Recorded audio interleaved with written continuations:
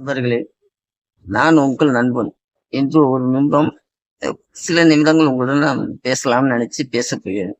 அதாவது சமயங்கள்ல மனுஷனுக்கு சில கற்பனைகள் உருவாகும் பார்த்தீங்களா?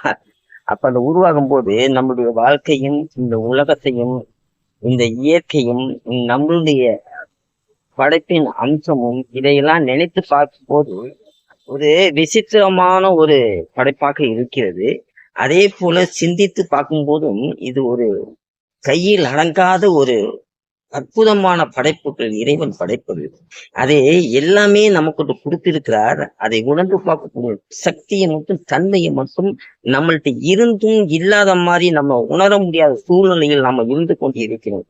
அது மட்டும் எனக்கு கொஞ்சம் புரிந்து வருகிறது. அதாவது கொஞ்சம் சிந்திச்சு பாருங்கள். இந்த பூமியை நம்மளால கட்டி அணைக்க முடியாது. அதே போல காற்றை பிடிச்சு வைக்கவும் முடியாது. நெருப்பை தொடக்கூட முடியாது. நீரை கையால அள்ளி ஒரு நிமிஷம் வச்சுக்க முடியாது. ஆகாயத்தை நம்ம எட்டி பிடிக்க முடியாது. எல்லாமே அந்தரங்கத்துல தொங்கிக்கிட்டு அப்படியே கிடைக்கிறது.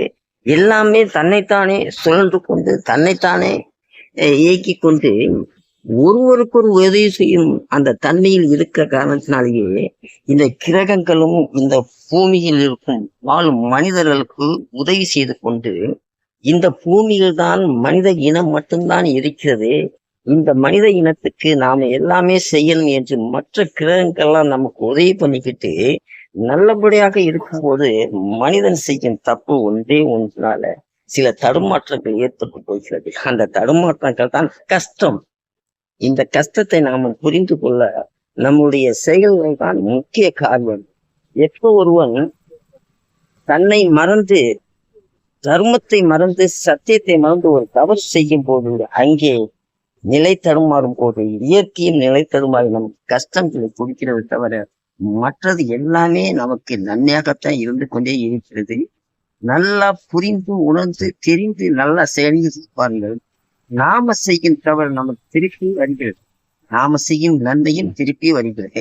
இதில் எது நன்மை என்பதை நீங்கள் உணர்ந்து செயல்படுங்கள். எல்லாம் நல்லபடியாக இருக்கும். நாம் ஒரு நடமாடும் உலகம் என்று சொல்வதற்கு ஒரு உதாரணம் சொல்கிறேன்.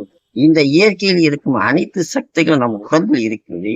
நாம தான் இதை புரிந்து கொண்டு எல்லா சக்தியும் நம்மளிடம் இருக்குது.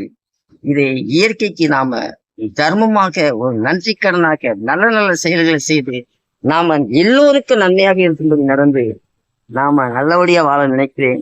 நன்றி வணக்கம். இன்று போய் நாளை வருகிறேன். நன்றி வணக்கம்.